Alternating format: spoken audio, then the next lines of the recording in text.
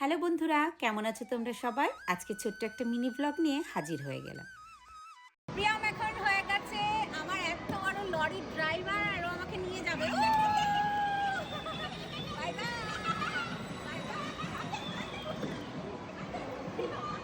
ধাক্কাটা হতে হতে খুব জোর বেঁচে গেছি। আসলে ছেলেটার শরীরটা খুব একটা ভালো নেই তো, তাই গাড়িটা চালাতে খুব একটা বাগাত পাচ্ছিল না। তোমরা অনেকেই আবার ভাবতে পারো যে ছেলের শরীর খারাপ, ওদিকে দেখো ঘুরে ঘুরে বেড়াচ্ছে।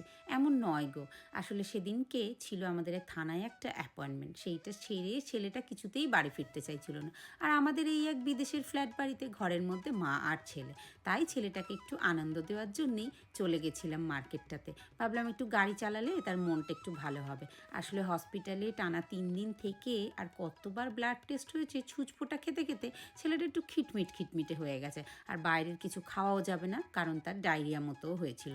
তাই আধা ঘন্টা গাড়ি চালিয়ে, বাচ্চাদের মন তো একটু মনটা ভালো হবে, সেই কারণেই ওকে নিয়ে গেছিলাম এখানে। Bye bye.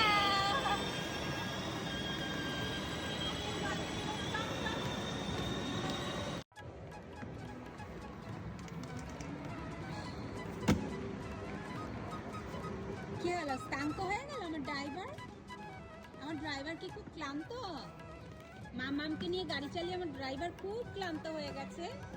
ও ড্রাইভার, তুমি এত সুন্দর গাড়ি চালিয়েছো মাম্মামকে নিয়ে, বাবারে বাবা। মাম্মাম খুব খুশি হয়েছে তার জন্য। এত ভালো মাম্মামকে তুমি ঘুরিয়েছো। পৃথিবীতে এমন কোনো মা নেই যে তার সন্তানের মুখে একটু হাসি দেখতে চায়। আমিও তার থেকে ব্যতিক্রম নয়। ওর বাবা সেদিন একদমই রাজি ছিল না। আসলে আমারও গায়ে একটু জ্বর, ছেলেরও শরীর খারাপ, আর ওর বাবাও খুব টায়ার্ড ছিল। আমি কোনো রকম বুঝিয়ে সুজিয়ে নিয়ে গেছি। ছেলেটা যদি একটু ওখানে খেলাধুলা করে আনন্দ পায়, তাহলে বাড়িতে এসে খাওয়া দাওয়া ঘুমটাও ঠিক করে।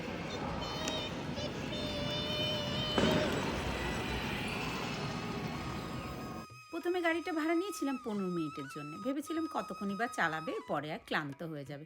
কিন্তু দেখলাম না, সে নামতেই চাইছে না, আরও কিছুক্ষণ চালাবে। তাই আবার 15 মিনিট ভাড়া নিলাম, আবার টাকা দিলাম। তো বেশ আনন্দ পেয়েছে ছেলেটা। পার্কিং করবে? না, এইটা তোমার, এই যে তোমার, এইটা তোমার সমান। না, ওইটা তো না, এইটাও তোমার। কোকা কোলাটা তো আমার। না, কোকা কোলাটা আমার, জল তোমার। নো, aqua তোমার। aqua healthy, coca cola healthy নয় তো প্রিয়। গাড়ি চালিয়ে জোর খিদে পেয়ে গেছে, আর সেটাই স্বাভাবিক। বায়না উঠে গেল এবার আমি ফ্রেঞ্চ ফ্রাই খাবো। আমার একদম মত ছিল না ওকে এইগুলো খাওয়ানোর, কিন্তু তার বায়না এটাই খাবো। আর কি করা যায়, কিনলাম অনেক কিছুই, কিন্তু সে খুব একটা কোনোটাই খায়নি ঠিক মতো। প্রিয়াম, কি পেলে তুমি?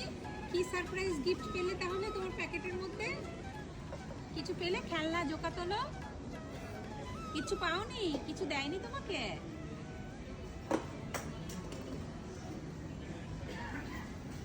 কি হলো, পড়ে গেল নাকি? তাড়াতাড়ি দেখো কি পেয়েছো তুমি। দেখি দেখি দেখি কি পেয়েছো তুমি। দেখি, দেখাবে না তো?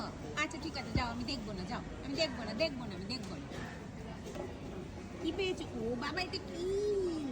এটা একটা দাদু, বুড়ো দাদু বই খাতা নিয়ে যাচ্ছে। রাখো, সুন্দর করে রাখো ওখানটায়, দেখাও। না, এটা দাদু কোথায়? এর তো একটা ল্যাজ আছে। বাহ, সো ফানি হয়েছে তোমার ক্যামেরাটা। সামনে দাও, সামনে আমার হাতে দাও, আমার হাতে দাও দেখি। স্কুলে যাচ্ছে নাকি? প্রিয়ামকে বলছে যে এখন প্রিয়ামকে এবার লেখাপড়ার টাইম চলে আসছে, তাই বই নিয়ে খাতা নিয়ে ওকে স্কুলে যেতে হবে। দারুণ তো দেখতে এটা। আজকের ব্লগটা এই পর্যন্তই। তোমরা সবাই অনেক ভালো থেকো বন্ধুরা।